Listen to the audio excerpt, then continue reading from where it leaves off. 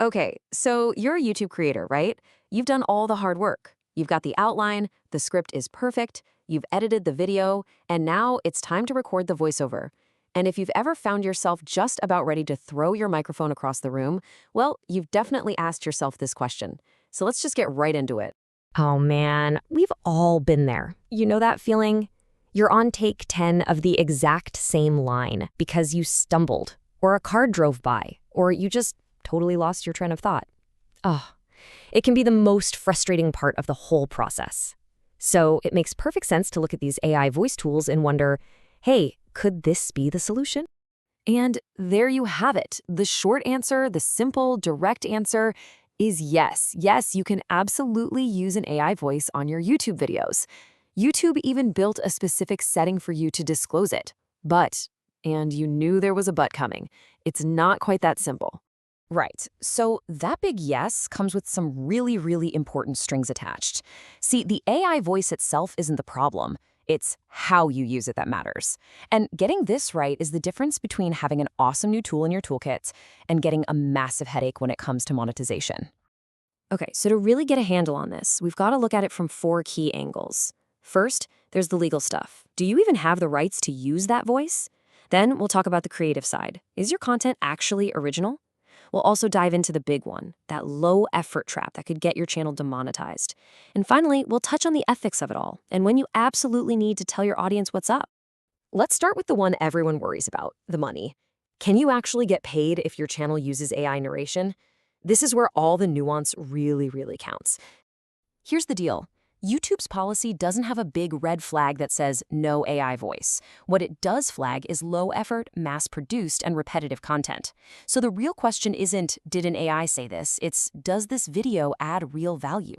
You know, if you're writing your own original scripts, adding your unique take, and putting together thoughtful visuals, you're making something for a person. That's good. But if you're just cranking out videos using templates and random stock clips, well, that feels like it was made for an algorithm, and that's where you're going to run into trouble. And honestly, there's a really simple gut check you can do. Just watch your own video and ask, does this feel personal? Does it feel intentional? Or does it kind of feel like generic copy-paste filler?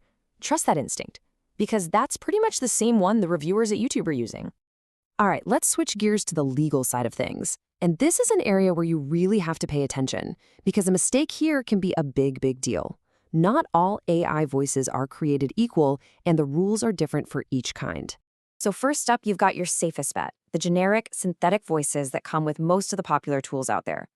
As long as you're playing by the tool's rules, you know, their terms of service, and you're not trying to impersonate a real person, you're pretty much in the clear. This is the green light. Now we're moving into the yellow, caution zone. This is about cloning a voice. Let's say you hire a voice actor and you want to clone their voice for other projects. You absolutely 100% need their clear, written permission in a formal contract. You can't just assume it's okay. It's their voice, their identity. And finally, we have the big red light. Stop. Do not clone a celebrity's voice. Or any public figure, for that matter. Even if the tech makes it seem easy, it is a terrible, terrible idea. The risk of legal drama, getting strikes on your channel, and just the ethical nightmare. Trust me, it is just not worth it. Okay, so you've figured out the legal stuff, you're focused on making high-value content. Now for the fun part. How do we actually make the AI voice sound, good? The goal here isn't to trick anybody. It's just to create a nice, smooth listening experience so people actually stick around. It's kind of wild how much of a difference the script itself makes. AI voices work way better with shorter sentences. And just doing simple things like using contractions, saying don't instead of do not, makes it sound so much more natural. The big secret is to write like you talk, not like you're writing a textbook. You can even use commas or ellipses to force those little micropauses that make speech sound human. And once the script is good to go, there are a few simple audio tricks that can really elevate it. And no, you don't need to be a professional sound engineer. First, just a little bit of noise reduction. Then add some gentle compression to even out the volume. After that, layer in some super subtle room tone underneath so it's not weirdly silent. And last, just normalize the loudness. These four little things make a huge difference. And here's the thing that most people miss. We all get so worried about the voice sounding robotic. But honestly, the biggest giveaway that it's an AI is when it puts the emphasis on the wrong word in a sentence. It just feels off. If you can listen for that and fix it, you're way ahead of the game. So, let's put all these pieces together. What's a good workflow that lets you use AI voice in a way that feels professional and intentional and completely avoids that spammy, mass-produced feeling that gets channels in trouble?